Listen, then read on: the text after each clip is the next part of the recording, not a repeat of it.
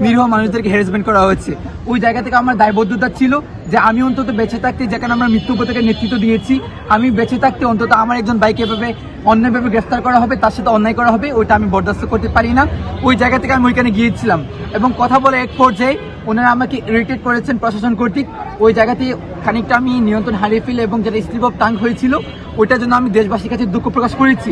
এবং স্পষ্টত আমি আমরার মাধ্যমে সমস্ত আন্দোলনকারী সত্তাকে বুঝিয়েছিলাম এবং আমি তাও বলেছি, আমরা তখন সেটা বুঝাতে চেয়েছিলাম যে যখন বিক্ষুব্ধ জনতা 9 জন ভাইকে হত্যার প্রতিবাদে বানিয়াচকের বিক্ষুব্ধ জনতা আত্মপ্রতিরোধ গড়ে তুলেছিলেন, ওই জায়গা থেকে আমরা হবিগঞ্জ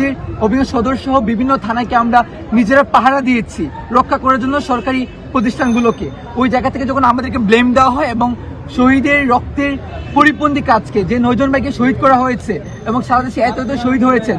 তাদের শহীদের গণহত্যাকে তাকে হাইড করে আমরা কেন সন্তোষকে কেন এরকম একটি ঘটনা ঘটলো এটাকে সামনে নিয়ে এসে যারা সন্তোষের প্রতি মায়া কান্না দেখিয়ে যারা এত গণহত্যাকে বৈধতা দেওয়ার চেষ্টা করেছেন, তার প্রতি আমরা বরাবর নিন্দা জানিয়েছি।